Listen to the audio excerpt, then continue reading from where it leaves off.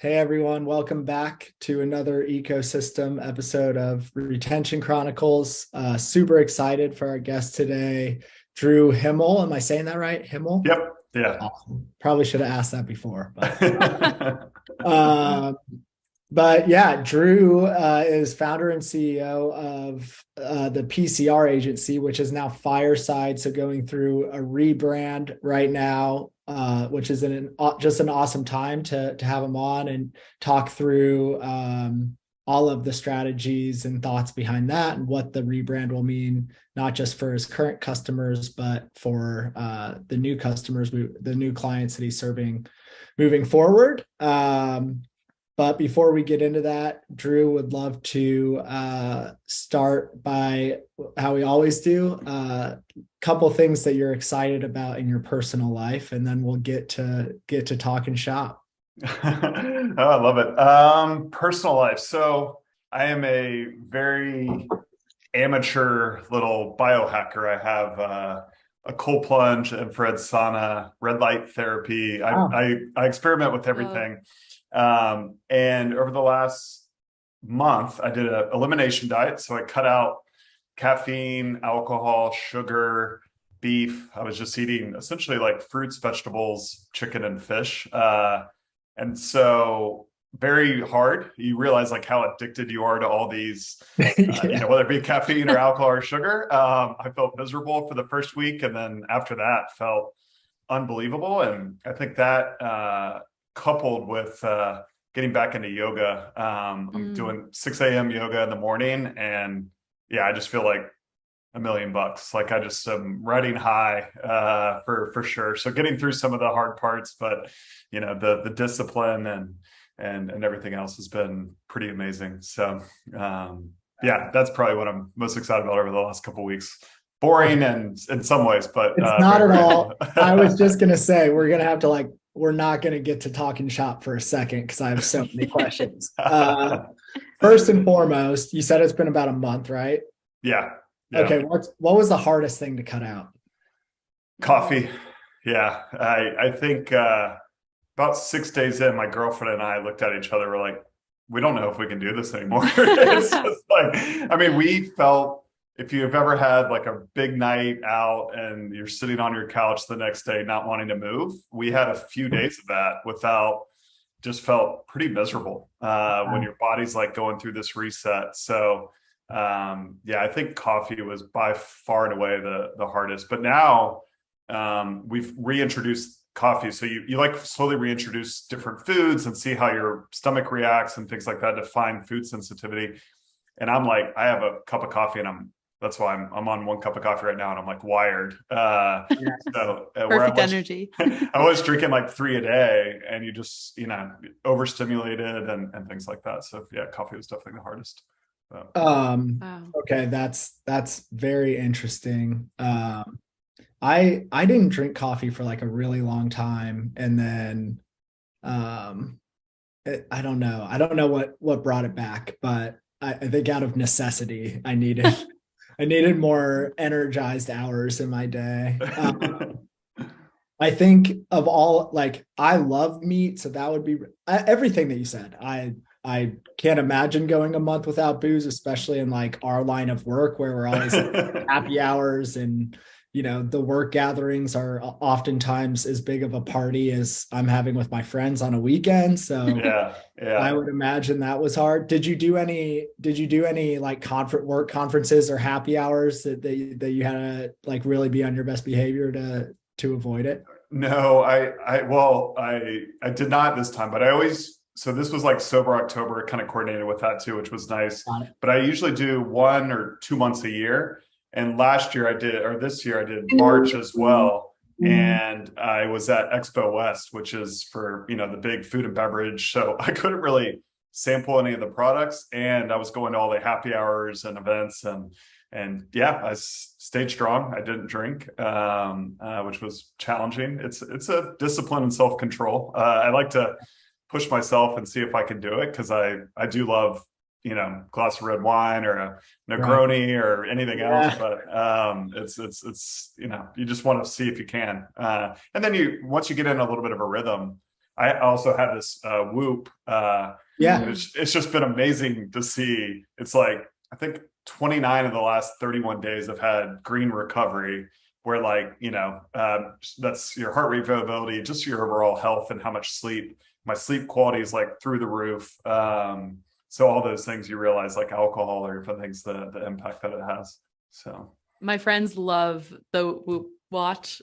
Like they're like, oh my God, look at my recovery. I'm like, oh, why do you want to know? Like, yeah, there's some like public shaming or like private shaming where, but it's honestly, we give everybody in our company at Fireside a free Whoop and a subscription and stuff like that.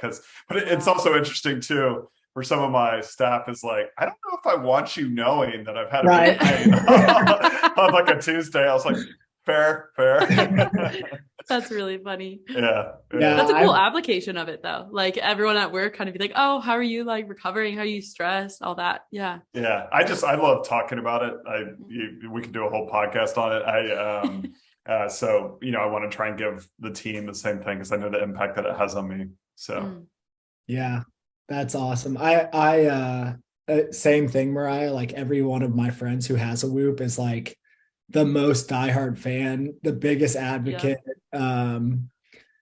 I hope that they have a referral program, because if they don't, they're missing a huge opportunity. And then I'm also curious, last thing, and then we can move on. I do yoga as well. Do you notice like a difference in that? Because I can definitely notice, like if I do yoga on a Sunday after a night out, like I am nowhere near as coordinated, as balanced, as like able to like be in the moment. And so I'm wondering if you've noticed a difference there as well. No, I mean, I played basketball all my life, and it's just really hard on your body. And I'm 38 and my knees are starting to like break down. I'm getting like elbow issues.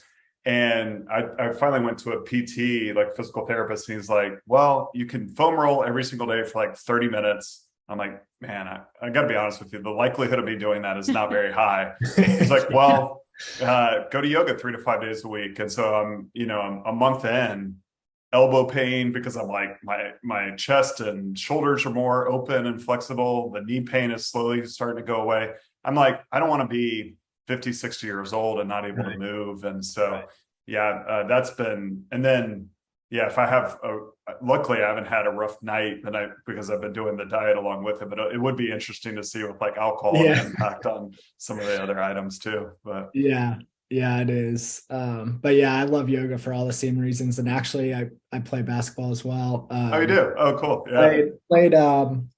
I played Tuesday night, went to yoga Wednesday, and like the difference there, the recovery time is so much better. Because like even for me, I used to play like 4 or 5 times a week. Now I can only play like twice because I have recovery time that needs to happen. But knees. My brother tore his Achilles, and I saw that. I haven't played since. But I'm actually going out to LA next week because I have a brother who's 17 years younger than me, so he's playing in college. So the whole family's going out to. He's got his season opener next week, so going to check that out. So it'll be. But I used to be able to beat him 1-on-1, but now I'm too old and slow. So this is making me want to do yoga. I've like gone in and out of phases with it. But I was a rower, and so the recovery period definitely necessary. But like the foam rolling, you're just saying like 30 minutes foam rolling. I was like, It's so good for you, but there's nothing. I hate it. I literally hate it. And so yoga, like it's the flexibility, the mobility, but actually the core strength and the mental aspect. I mean, and my girlfriend forever was like, let's go. And I'm like, nope. And then she's like, so a physical therapist had to tell you to do yoga, and now you're going. I'm like, ironic, huh?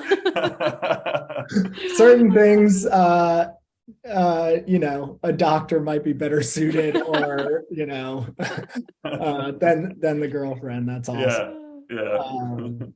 But I go to the hot room in Indianapolis, Mariah, and it's hot, it's heated, it's great. They have like HIIT classes, they have vinyasa, they have regular yoga. I'm in there all the time. So. Yeah, mine's heated too, and they have they heat the room and then they have these fans. And I always like get right next to the fan and point it right at me. I'm like, if I'm going to be in here, I want to get a sweat too. So, yeah. So the fans make it hotter or cool you down? It's like almost a convection fan. So it just it pumps out a lot of heat. I'm the same way. That's why I asked. Like if I'm going to be hot and anticipating being hot, I want like the full experience. Oh yeah. There's also like the factor of if I'm going to spend an hour here, I want it to be like as effective as possible. So let's make the most of this time, right? Exactly. It's terrible for those around me because I just have a puddle of sweat totally. all around me. Like sometimes we have to do a certain pose. My leg has to slide off the mat. It's just not good for anybody. It's acceptance, Oh, that's funny. I know that feeling well. Awesome. That was one of the best openers I think we've had. A lot of connections there. Okay, let's shift focus. So like I said at the top, you recently rebranded. I'd love to start going back, even if it's cool with you, Drew, before PCR. And chat a little bit, learn a little bit about your career path up until that point. And then we can sort of get into the rebrand and dive a little bit deeper there. Yeah, no, absolutely. There's not much in the career path before. I had a internship with the Jacksonville Jaguars, unfortunately my hometown NFL team that has been pretty much terrible for 20 years. Beat us, the Colts every time we come there. So got that. That's true. So a brief stint there. Then I went into finance for all of like 6 months, and then just realized I was kind of like unemployable. So I decided to start my own business. Taught myself web design when I was 23. Read SEO for Dummies and started an agency. Wow. I mean, to call it an agency, it was me working out of my living room couch selling air conditioning contractors and plumbers like $300 a month to get them on, Google and drive leads back in 07, 08. So like, it was pretty challenging because I started the business probably at the worst time. But maybe it was the best time too, just because it was really hard. And then, that we were full service doing everything, SEO, PPC, social media. And it was 100% jack of all trades, master of none. And I was miserable. I still remember to this day, a client called me on Christmas Eve and was like, if you don't show up to my office right now, I will sue you for all you're worth. And I was like, well, I'm not really worth all that much. So it's not that big of a deal. But I had to drive in there and he proceeded to yell at me for an hour and a half. And it was really hard. But after that, I was like, okay, I want to focus more on like the value that we provide and what does that look like versus keyword rankings or traffic. And it was really cool. We came across HubSpot, 11, 12 years ago. And I was like, this is it. They focus more on like the ROI of the efforts, and it's more of the owned ecosystem, like landing pages and lead nurturing. And so we went full throttle with HubSpot. We were their fastest partner to ever reach like platinum status. I think we were one of 6 out of 4,000 in their ecosystem. I spoke at their conference a bunch of times, and it was just a really important shift because instead of selling the air conditioning contractor to do SEO for $500, we're like, what is the impact of 20 new customers if we can improve conversion from website traffic to sales and lead conversion from leads to customers? And when you start paying that, we upsold them to like 10, 15,000 a month because they're like, oh, if you can sell us 2 more air conditioning units a month, like sign us up. So that was a huge shift for us, and it went really, really well. And then, went from just a small local company to regional to national, where, we worked with some great accounts. We worked with Major League Baseball. We worked with Lyft. We actually helped the Chargers moved from San Diego to LA. I moved out to LA and helped with that. Worked with like Standing Rock, which was a really important campaign around like indigenous rights. And so, it was an important shift for us. And then about 3 years ago, we were doing a lot of work in the digital space, obviously. And we had never really done much with e-commerce. We had a short stint with Huckberry in 16 and 17, and they were on Klaviyo. I couldn't even pronounce it. I didn't really know what it was.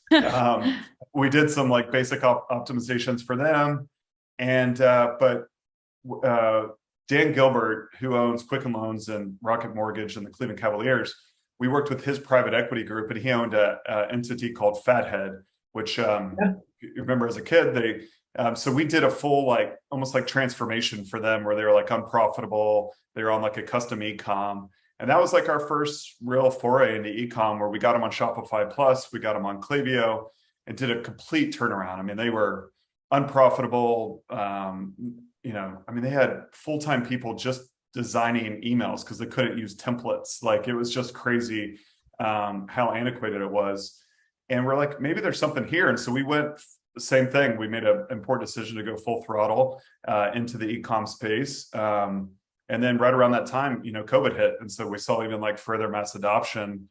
And it just made sense because everything we focus on is ROI and value. And in the D2C space, like that's the easiest thing to be able to like track is, how effective are your efforts across all these channels. And so, within that, we've now completed 60 plus projects in a few years in that space. And yeah, it's just further, kind of enhancing our, capability where, really what we do at the end of the day is how do you drive higher customer lifetime value and decrease the cost of acquiring those customers. So we do like UX, CRO, retention marketing, SMS, email, and then the app ecosystem. There's like 6,000 Shopify apps that are out there. We help. We help the clients figure out which ones are best and consolidate that and streamline it to kind of optimize the customer experience to drive more value. So that's awesome. I didn't realize the start in the HubSpot space. So when you went down that path, were you mostly working with B2B brands then, or was it a mix of both? It was a mix of both. We took those air conditioning contractors and got them on HubSpot because they had like service industry kind of like technology that was pretty antiquated. So we were able to customize HubSpot to be a little bit more custom fit for what their business model was. But then we did have a lot of, B2B as well. But even the chargers we had on HubSpot, a lot of these other, much larger brands too, like Home Depot, we put on HubSpot, one of their subsidiaries, not the main Home Depot.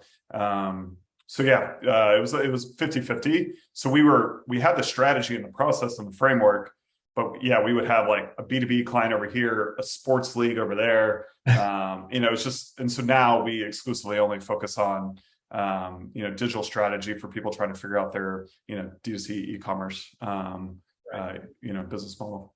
And what I know you talked about that a little bit, and what I heard was like what attracted you to e-commerce, which is really interesting, is like I think the ability to properly attribute like value based on like inputs and outputs and properly attribute revenue and all of the other things that drive it. Is that right? And is there anything else that sort of made you think this is sort of the future of commerce and it's where I need to be?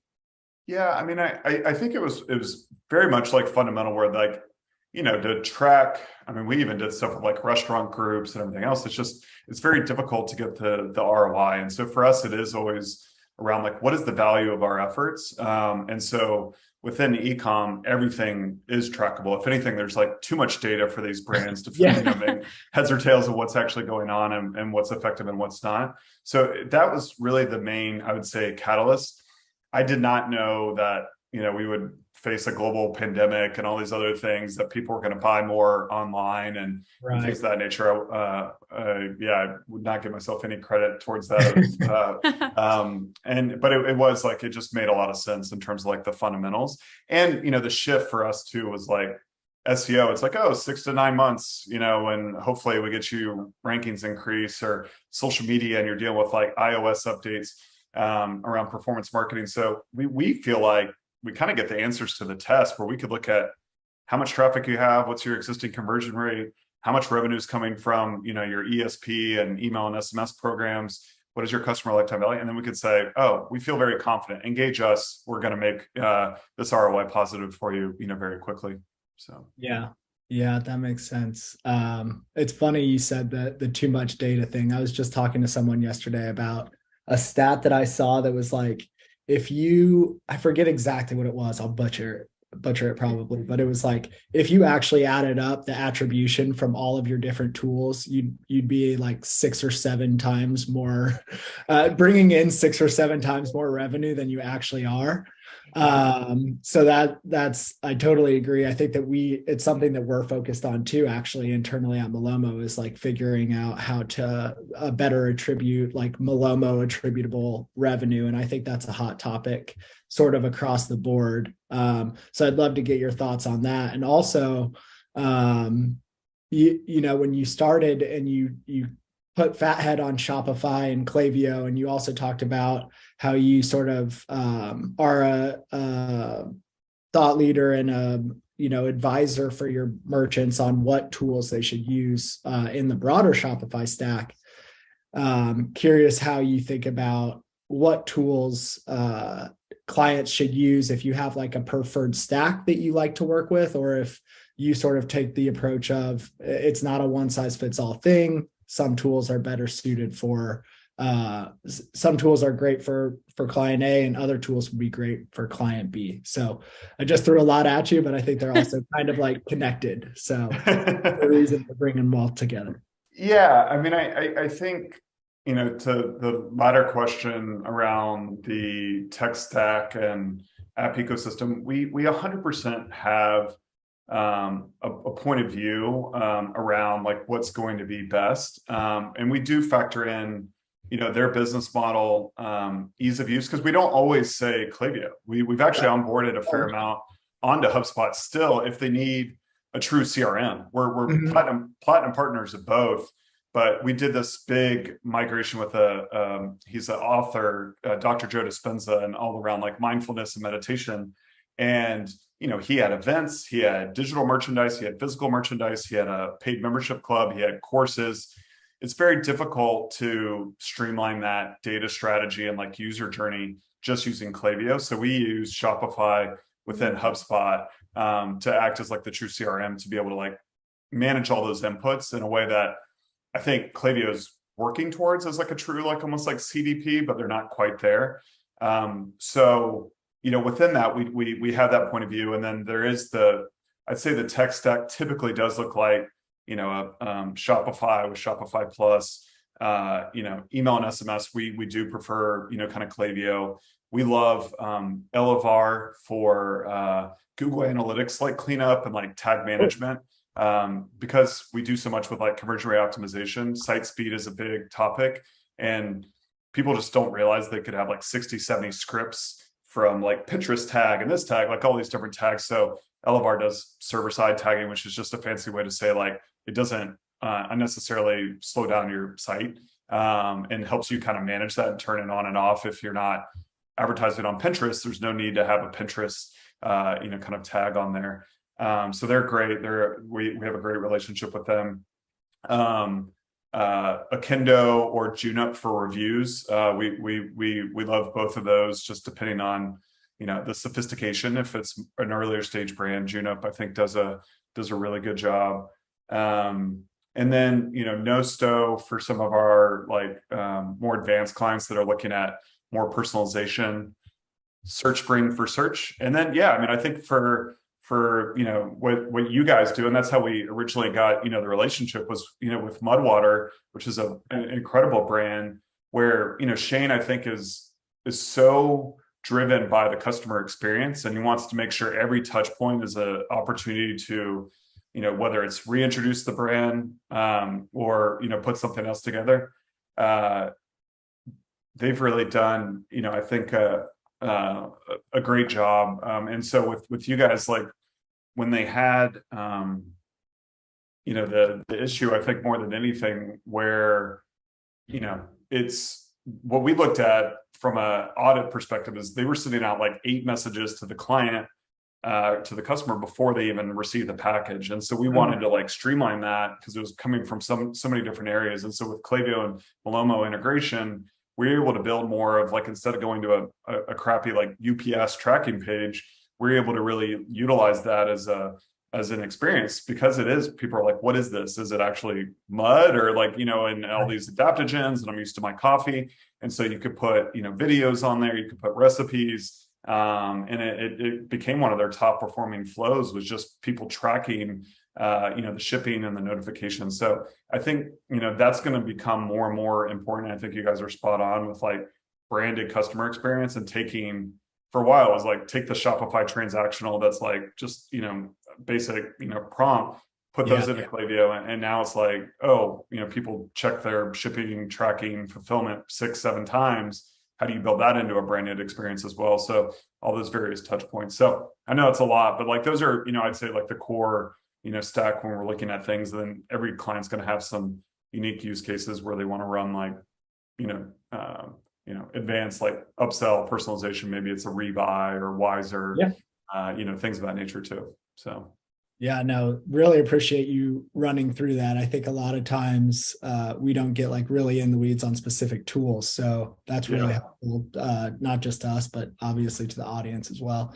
Mm-hmm. And a lot of those third-party apps as well, like we work really closely with. And I think there's always the idea that you remain somewhat agnostic, because a client might have a need that you need to sort of fill in a flash, and it might not be the typical preferred solution or the one that you integrate best with from our perspective, but we still need to be able to serve that client. So while we certainly have like preferred partners, like it sounds like you do, we also are very agnostic and sort of an open platform to be able to accommodate whatever the rest of our merchant stacks look like. I think you kind of have to, right? You got to be transparent, agnostic, do what's best for the client. I mean, unfortunately, we do have clients that are not on Shopify. So we have to work in BigCommerce and Magento and, other tools as well. So, we always provide the recommendations, but, it's more challenging for our team because there's a lot of different technologies and nuance within that. But we ultimately do want to do what's best for the client. Right. Exactly.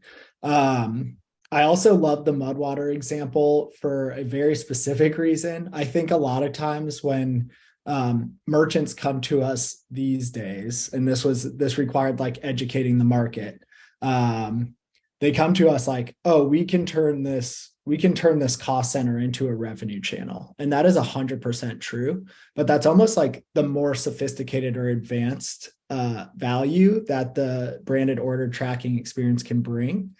I think that in like just naturally, the first thing that brands should actually be thinking about in that is setting their customers up for success and educating them on what to expect when that package arrives, so that they can get the most bang for their buck and get that, especially for first-time buyers, making sure that they have a great experience with that first purchase is extremely crucial in driving LTV and getting them to retaining them for the long term.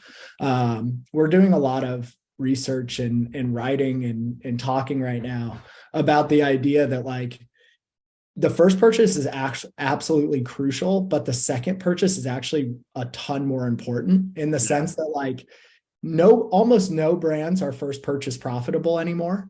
So if you don't drive that second purchase, if that first experience is not fantastic, you risk literally losing money on all the inputs that you just put in, not just money, but time.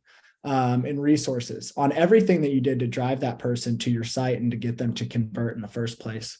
So I love the Mudwater example, that they're educating their customers on what the product is and what they should expect when they get it and how to best utilize it.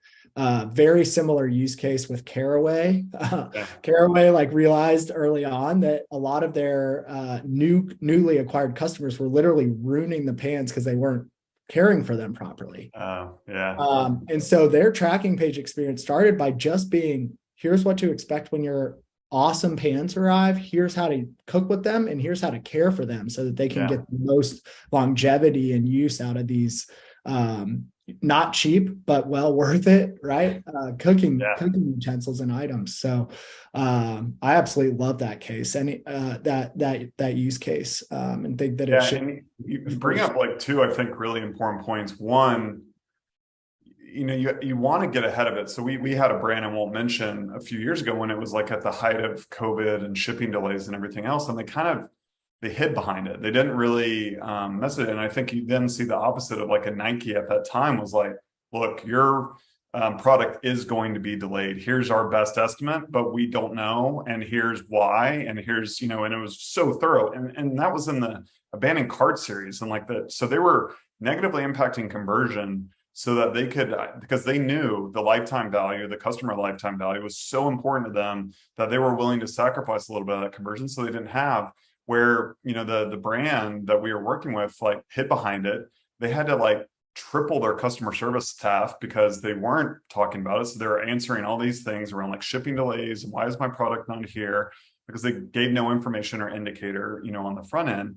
So I think like over communicating and really making sure that the Caraway example, the Mudwaters of the world that I think truly care about their customers. They want to have that experience and enhance it so they're looking in the long run. And then I think the second part is really why we focus on a lot of this is there's so many inputs and data like we've talked about where it's really hard where the cost for acquiring customers is more expensive than it's ever been. And I tell clients this, we help increase conversion. I'm like, I can increase your conversion guaranteed tomorrow. Just run a 50% off sale. Yeah. Right. But what is the impact of that going to have? And so we look at like 30 to 40 metrics that we feel like tell this story. And it's a lot to kind of come through, but conversion is not the only thing. And neither is like percentage of revenue or like CAC. Like, unfortunately, you have to look at contribution margin and you have to look at lifetime value and AOV and repeat purchase rate and all these other inputs to really be able to tell the story. And I get it. I like sympathize with brands. Like they're like, who is going to do this? I can't afford to hire a full-time data analyst just to make, heads or tails of these things. So those are, that's what kind of came to mind as you were riffing on that. I think it's, incredibly relevant for these brands to do both of those things to be able to figure that out. 100%. Real quick question before we move on to the rebrand, because I definitely want to get into that a little bit. Do you use any tool to measure the most important metrics that you feel that brands should track and relay that back to them and sort of optimize based on them? Or is that something that you've either come up with on your own in like an Excel sheet? I'm just curious how you measure this because of what we were talking about earlier, right? Your attribution is really hard in general across all the 20 apps and platforms that our clients are using. So how do you think about and measure that? It's not an easy answer. For us personally, what we kind of use is there's a lot of these, and I'm sure you guys have seen it, but like business intelligence, like BI tools, data tools, Google Analytics and everything else. So there's, the Northbeams of the world, Dacities, Triple Whale, that I think are solving, kind of aspects of it that are doing a really good job. I am a advisor and investor in a company called Brightflow that does a little bit more of like predictive cash flow analytics. And then they have like cash that they can tap into across like channels and marketplaces, which is nice. So there's like a plug there, but again, you kind of have to pull it all together. The source of truth for us still is Google Analytics, but you have to like really understand it for the platform. One, and this is what we see, unfortunately, that's why we recommend Elevar a lot of times is they don't even have it set up properly. So Facebook is telling them one thing, Shopify is telling them another, and GA is like, whoa. Like, no, both of these aren't actually, kind of accurate. So we make sure that the inputs are right. They're tracking the right conversions and the right goals. And then we do every recommendation that we make. It is about 40 different kind of like metrics that help support the overall goal. Clients come to us and say, how do we increase our customer lifetime value? Or, in the case of Mudwater, how do we decrease churn? Or how do we decrease cost of acquisition? So we have those like overarching goals, but then we feel like there's 30 to 40, kind of indicators that are going to help build that, story and really work. But ultimately, it's a little bit of a Excel sheet, Google Analytics, because there's not one tool that does everything, unfortunately, for us.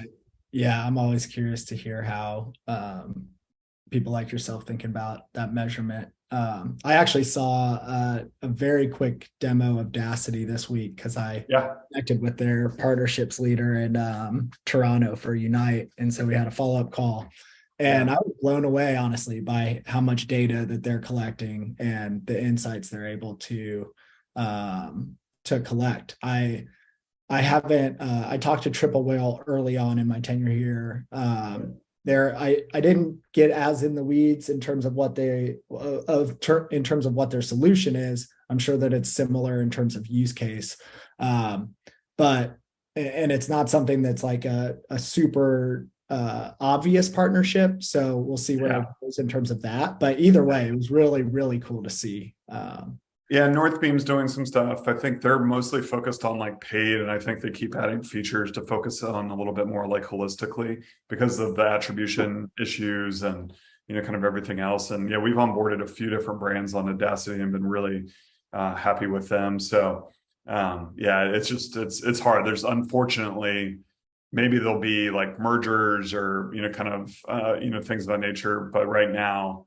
Yeah, I mean, some brands we have like 4 or 5 data tools. And so even I'm like, who's using this? Right. Like, who's actually leveraging this data? And then they're building everything in Tableau or Looker. It's a lot just to, kind of make heads or tails of what's actually going on. So. Yeah, absolutely. Cool. So let's get into the rebrand a little bit. PCR, now Fireside. Tell us the thought process behind that. What sparked the idea to rebrand, and what changes, if any, there will be from a tactical and go-to-market standpoint for your clients and for your business. Yeah. So I mean, the original name was.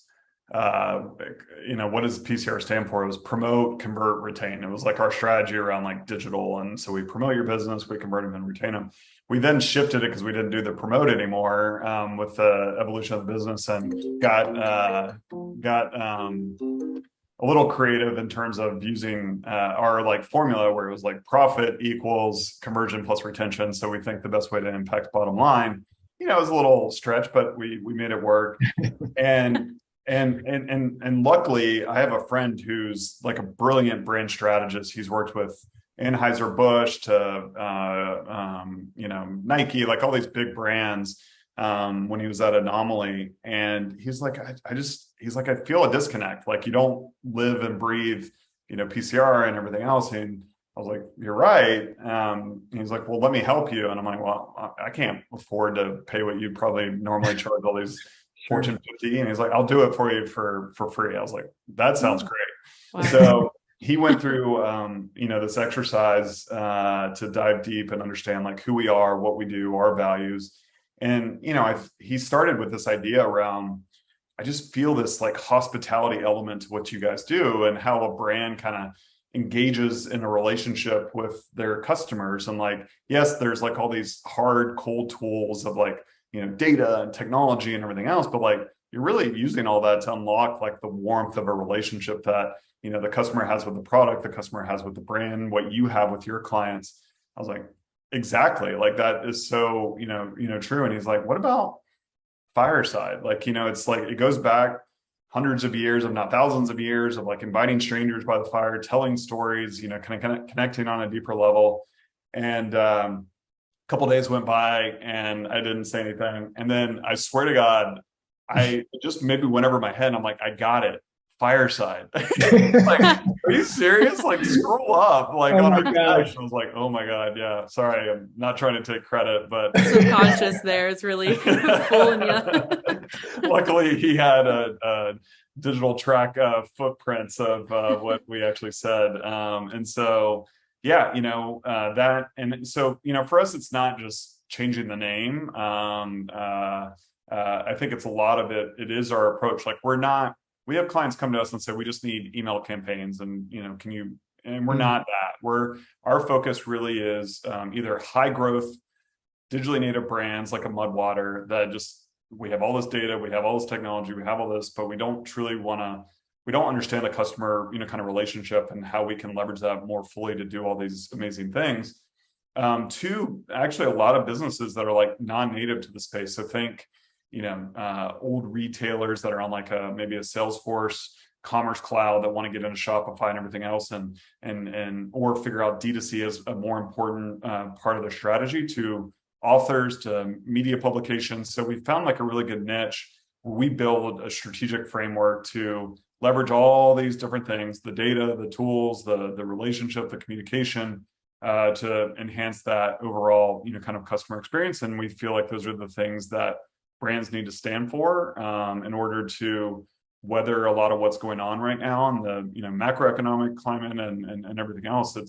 That's how you start to think about like building a moat for the business. So yeah, launched last week. Wow, congrats. Just stoked. And yeah, the last part I always kind of joke is now I don't have to say, PCR, not the COVID test too. So that's even an added bonus as well. But yeah, it was a lot of fun. It was a great exercise. And I'm just really thankful for my buddy, kind of taking us through that. Yeah, that's so cool.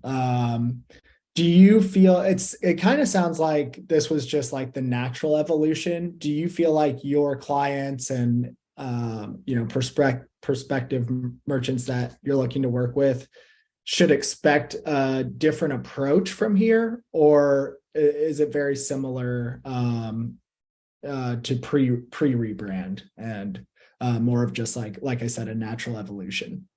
I think it's a little natural, but it's very, very intentional. Like I actually did the cliche, like rented a cabin up in the woods in Blue Ridge and did like, a vision board and like what I want. And what was happening a little bit, we like fully jumped into e-commerce, but then we were just like, just a couple people to do emails for them or, optimize their website. I'm like, I don't want to do this. I've done this for 15 years. I've never been motivated to like, I got to be making millions of dollars and do all this. Like what I really unlocked there was like partnership and like, and I think we used to do it where you want us for email or you want us for the web or you want like a project. All that went away. And now we really are their digital partner. And we look at these big goals or challenges they're faced with. And we build, we do an audit, we build a framework and a roadmap. I'm like, here's what we're going to do to be able to unlock that. That's not going to fit everybody. Some people just call us now and they're like, we need someone just to optimize our email flows. They're like, yeah, that's unfortunately not us. We need to look at the whole ecosystem, because if we don't have access to like what customer service is doing or what the website's doing, and just looking at things in like isolation, I don't feel like we can do right by the client. And it allows us to, I think, my team is just, they're such like badasses that I feel like it's doing us a disservice to kind of like come in and do checklist work. Like my head of strategy was leading the e-commerce strategy for Victoria's Secret for a decade. She's unbelievable. Wow. We have a retention manager that was, managing 2 million contacts in a database and building like crazy flows across app, push, email, SMS.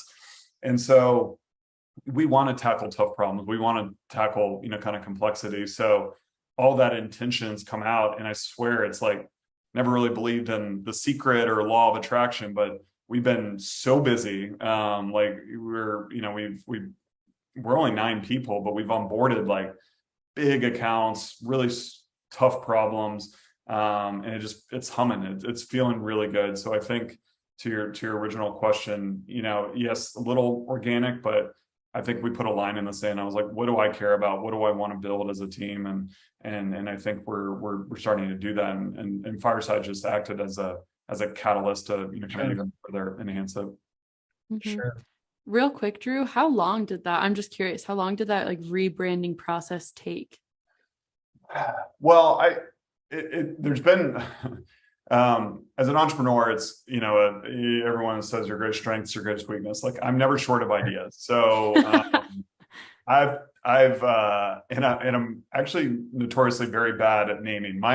You'll laugh at this. 15 years ago, my original business name, which is still my legal entity in Florida, is Internet Success Incorporated. That's we will make you successful on the internet. Great branding. So I did that to PCR, and I was just never really like, PCR worked for a little while. I started a separate consultancy at one point, and there's a whole nother, I started an animal pet like CBD company with some like raised money, bought a bunch of stuff.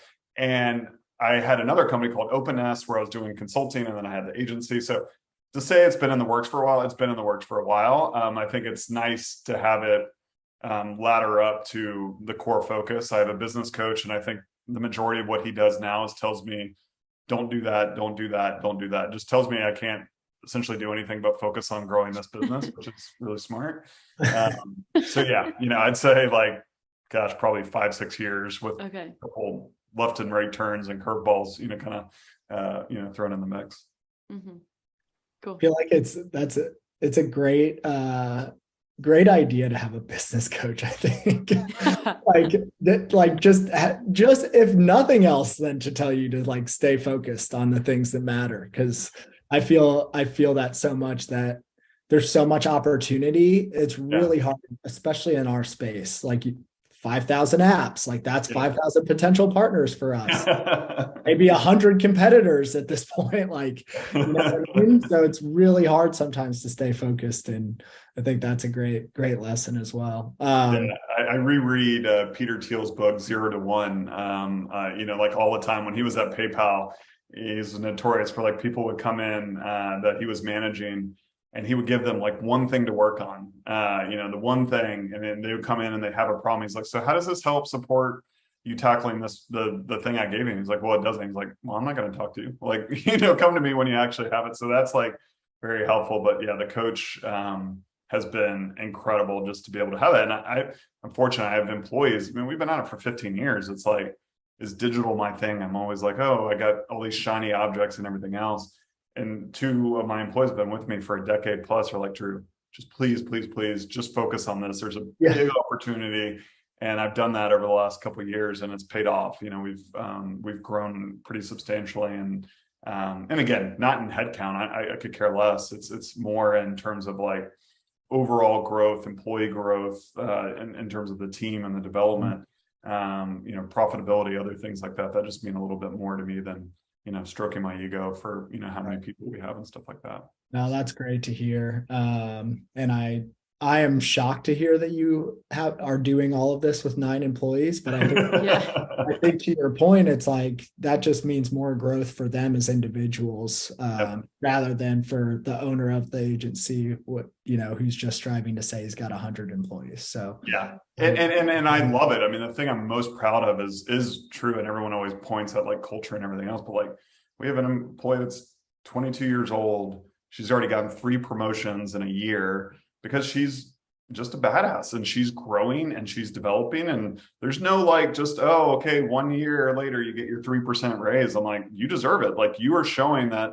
And I mean, I was shocked she was 22. She joined us when she was 21, but it doesn't matter. Like, she's doing the work and being able to develop that. And we do a bunch of things with like that a smaller company wouldn't. Like, we give round trip flights anywhere in the world on Christmas for, people that have been with us even less than a year, and we do health insurance, and we do the whoops, and we do all this other stuff. So I want to keep reinvesting in the team, and again, I tell everybody in the interview process, like, you don't need to get 3 people under you to get this next kind of promotion, whatever. I'd rather give it to you versus giving it to a new person coming in. So we're very intentional with like the team size and things like that, so that we can do more with less. So very cool. Okay, just a couple minutes left. We'd be remiss to have the Retention Chronicles podcast talk about retention. So, and I know you've mentioned it a couple times, but let's double click for a second here. Tell us what retention means to you in the new format of the agency and new approach, and what the most important drivers of it. And if you want to sort of take the lens of, what you feel is an area that brands regularly neglect or miss out on when it comes to retention, I think that's sort of a good way to frame it. Yeah, I mean, honestly, it's the catalyst, and we've done it for so long. And for me, I was always like, a lot of people try and, kind of play down like email and everything else. I'm like, it still drives 30-50% of your total revenue in a lot of cases. And I think it's easier to focus on the sexy, which are like the influencers or the content or the social media. And so retention, what we really think about, I think a lot of people get lost in, clicks and opens and everything else, but you got to realize like there's a real person at the other end of this communication. And I think they're like, it's the cliche. There's a New Yorker cartoon where it's like everyone around in a boardroom. They're like, you're telling us every time we send an email, we make revenue. Let's send an email every hour. Like, this is great. And, I think for us, like, we want to humanize that experience as much as possible. And I think that just gets lost. And I think it's easy to focus on, all these other things that are external, but like, if you don't have your house in order, it does not matter, how effective your paid ads are on Facebook or how shitty your, I don't know if we can cuss, but sorry, your product experience is. You're just going to keep chasing, kind of your tail a little bit. And I think that's what's unfortunately happened. We've had brands we've worked with that thought they were going to get that next round of funding for growth, and it disappeared. And so retention to me means that the warmth of that, the customer relationship and building that foundation from the product to your website, to your communication, all those things are what is going to be that vote of confidence that the consumer has with your brand. And so that's like the 10,000 foot view, at least from like our approach. And we really try and we do the qualitative research, the survey. Mudwater does another, give them a plug. Like, they do an incredible job of like, why did you cancel? What is wrong with the, kind of product? And they do surveys on a regular basis just to check in, to see. And Shane is the founder, very passionate about that, which is so cool to see in this day and age. And I think that's why they've grown so much. So, I think what we see happen is they're just like, okay, check a box or 2 email campaigns this week. Did we send out an SMS? Did we do, whatever it may be? And they just don't map out the journey of the actual customer and understand the friction. Like, have they talked to customer service? Have they answered support tickets to see what's going on? Have they tried to check out and make a purchase on the product and realize how hard it is? Like, have they gotten the product delivered? I just purchased from a clothing brand, purchased 2 weeks ago. They have not confirmed my email. They have not told me that my order is on the way or when an estimated shipment. I'm like, how are you doing this in this day and age? It just doesn't make any sense to me.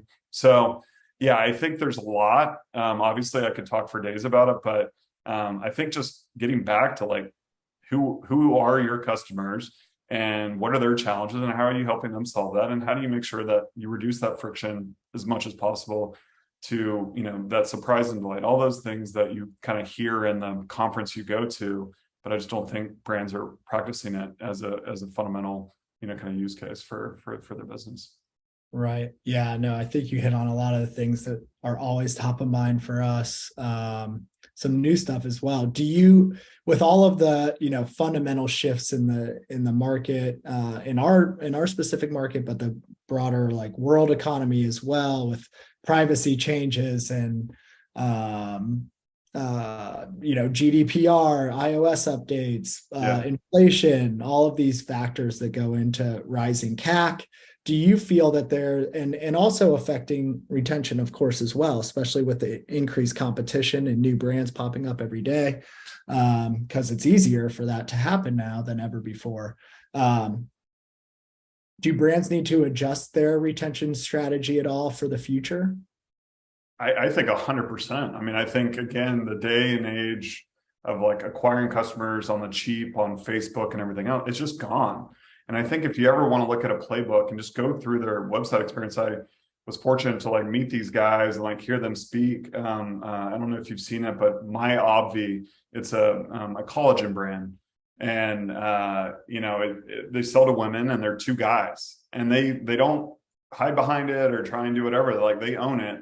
They have this like private Facebook group of tens of thousands of people.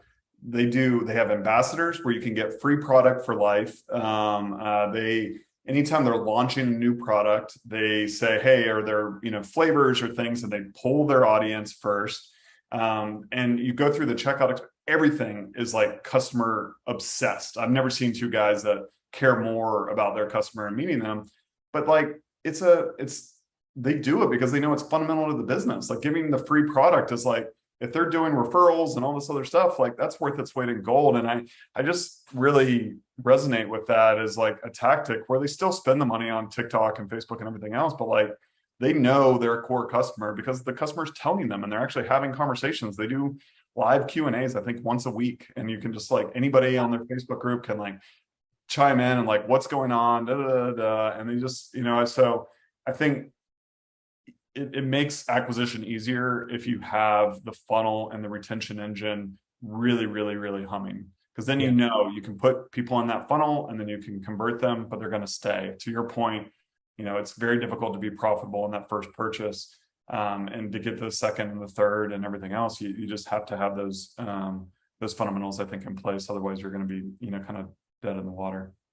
Yeah, we recently on a podcast talked about retention as an acquisition channel, and I think that's exactly what you're getting on. Like, and I heard basically in synopsis, I heard community basically, which is something not only do we love to see our brands do, it's something that we're talking about doing at Malomo as well, is building a more intentional community around our offering and the retention space as a whole in e-commerce. So a lot of similar thoughts there. Couldn't agree more. Okay, we're at time. Normally we don't go the full hour, but I knew we would spend a good amount of time up top after that was your good personal news. Real quick closeout, Drew, and thanks so much for all these awesome insights.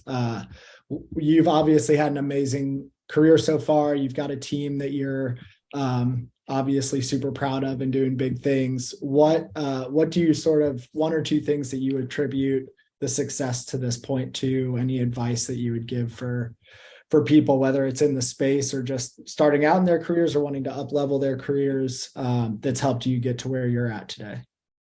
Yeah, I mean, I think at the most fundamental, like foundational level, it's people, and it's going to sound like the cliche, kind of talking point, but like when I, took that step back, looked at Fireside, all this other stuff, it truly was like the relationships and it's the and the people that we work with.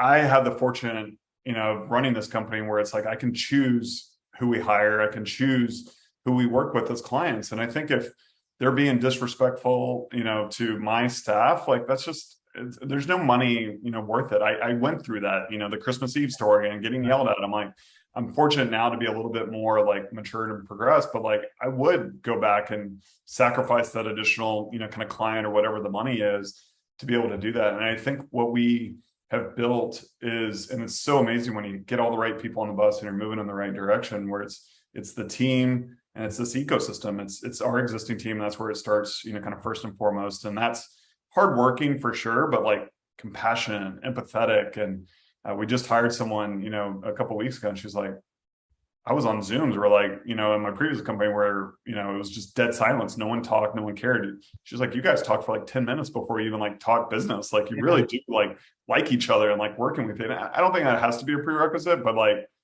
for me, I'm like, I want to work with people that I enjoy, I learn stuff from and that are, kind of caring.